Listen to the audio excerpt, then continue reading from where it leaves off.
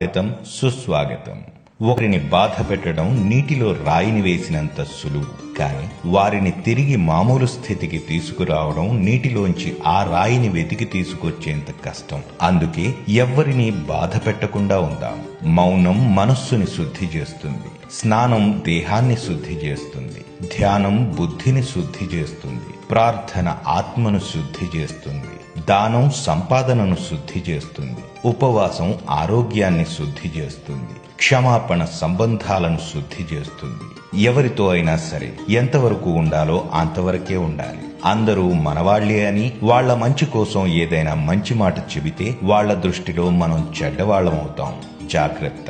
నీ గురించి 10 మంది గొప్పగా చెప్పుకోవాలంటే ముందు నీవు 100 మంది గొప్పవాళ్ల గురించి తెలుసుకోవాలి. సత్యం వైపు నీ ఉండాలనుకుంటే ఒంటరిగా మహావృక్షంలా నిలబడటానికి సిద్ధంగా ఉండాలి.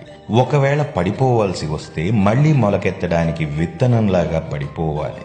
జీవితం ఎప్పుడూ ఒకేలా ఉండదు, చాలానే చూడాల్సి వస్తుంది. వాటన్నింటినీ ఎదుర్కొనే ధైర్యం ఉన్నప్పుడే జీవితం అర్థవంతంగా ఉంటుంది. ఏ క్షణంలో అయితే మన పట్ల మనం నమ్మకాన్ని కోల్పోతామో ఆ క్షణం నుండే మనం చచ్చిన శవంతో సమానం. కరుగుతున్న కాలానికి, జరుగుతున్న సమయానికి, అంతరించే వయస్సుకి మిగిలిపోయే జ్ఞాపకమే మంచితనం. అదే మనకు ఆభరణం. అదృష్టం అంటే ధనం, వస్తువులు ఉండటం మాత్రమే కాదు, చేతి నిండా పని, కడుపు నిండా తిండి, కంటి నిండా నిద్ర, అవసరానికి ఆదుకునే ఆప్తులను కలిగి ఉండటమే అసలైన అదృష్టం.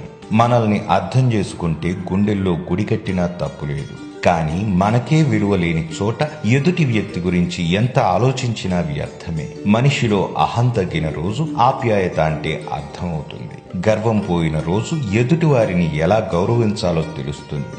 నేనే నాకేంటి అనుకుంటే చివరకు ఒక్కడిగానే ఉండాల్సి వస్తుంది.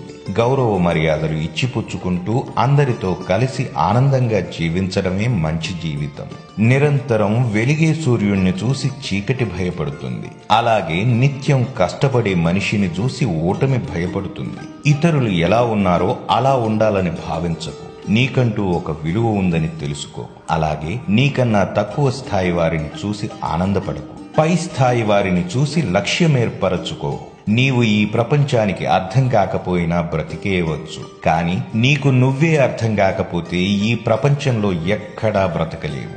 జీవితంలో సంపాదన పెరిగితే ధనవంతుడివవుతావు, వయస్సు పెరిగితే ముసలివాడివవుతావు, కానీ నీలో మంచితనం పెంచుకుంటే మంచి మనిషిగా కలకాలం చిరస్మరణీయుడివవుతావు. ఓ పిట్ట కథ.